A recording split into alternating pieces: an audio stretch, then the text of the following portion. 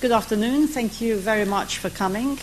And the Secretary General will start with a short opening statement, and then, of course, as usual, we'll be happy to take your questions. Secretary General. Thank you, and good afternoon. It's a month since I saw you, and the last few weeks have been particularly tough in Afghanistan. I would like to express my deepest sympathy to the families and loved ones of our troops who were killed or wounded in the recent violence. These brave men were in Afghanistan to build a safer future, and any attack on our troops is an attack on the future of Afghanistan. We condemn these crimes in the strongest possible terms, and together with the Afghan authorities, we are tightening the measures we take to prevent them. I spoke to President Karzai last week. I encouraged him to take all necessary steps to ensure violence comes to an end and to protect ISAF personnel from attacks, and he gave me reassurances in this regard. It is important to remember, over the past 2 weeks, thousands of Afghan security personnel have gone into action at considerable risk to themselves to prevent attacks on ISAF bases. Across the country, Afghan soldiers have risked and sacrificed their lives to protect their ISAF partners. So such attacks are cause for grave concern, but they do not define the relationship between ISAF and the Afghan forces. And they do not change our determination to succeed, because we all want a safer future for Afghanistan so that we can all be safer in our streets and in our homes. And we all know that the only way to achieve it is to work together. At our Chicago summit in May, together with our ISAF partners, we will map out the next phase of the transition to full Afghan security responsibility between now and the end of 2014. And, as I told President Karzai during our call, we intend to make clear our enduring commitment to Afghanistan beyond 2014.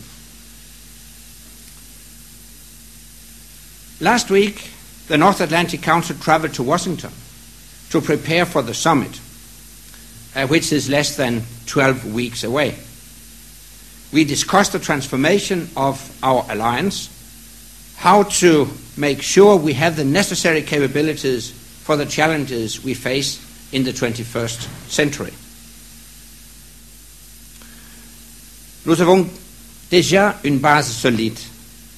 Le concept stratégique que nous avons adopté au sommet de Lisbonne en 2010 et qui exprime la vision de l'Alliance pour la prochaine décennie.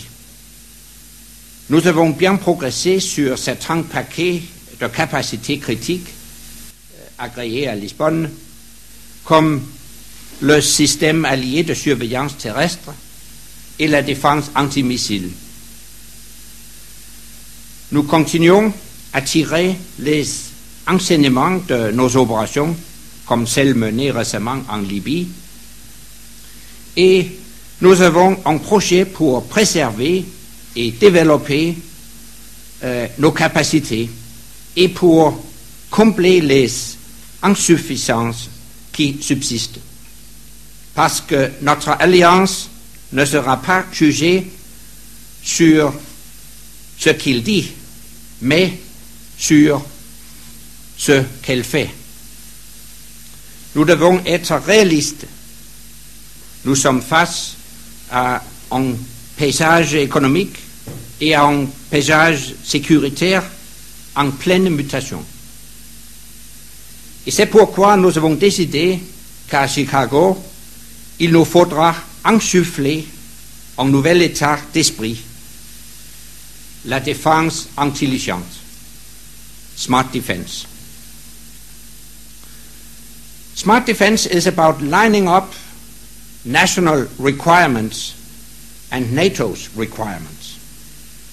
It's about setting clear priorities, specializing in a coordinated and deliberate way, by design, not by default, and cooperating between allies and with the European Union so that every effort counts and nothing is wasted. I expect that in Chicago we will make smart defense the new way we do business and apply it to 3 strands of work: immediate projects, longer-term projects, and strategic projects. First, an initial package of more than 20 multinational projects that will address critical capability shortfalls. We already have lead nations assigned to these projects, and we have confirmed participants.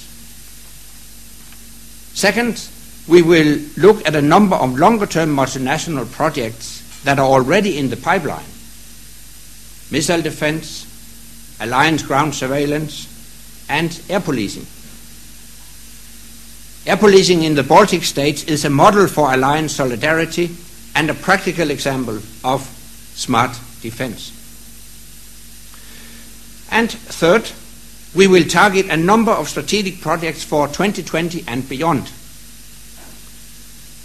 As our operation in Libya showed, we still face some specific capability gaps, such as air-to-air refueling and joint intelligence, surveillance and reconnaissance.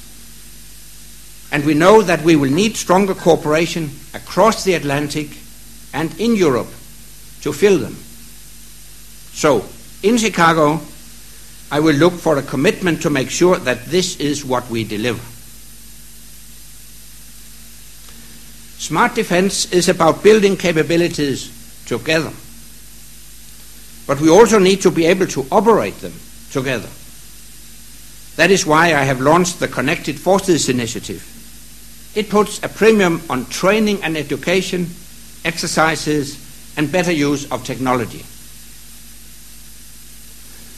Our operations have given a boost to NATO's transformation, and we must make sure we keep the lessons we have learned, even when those operations end. So we get where we need to be at the end of this decade and beyond, because Chicago will mark an important chapter in this journey of transformation. But it will not be the end of the story. Finally, I would like to comment on the good news from the Western Balkans. I welcome the agreement between Belgrade and Pristina on Kosovo's representation in regional meetings. This is a step forward, and it shows that the way forward is through dialogue. I also welcome the European Union's decision to award Serbia candidate status. This is a sign of progress and a driver for progress.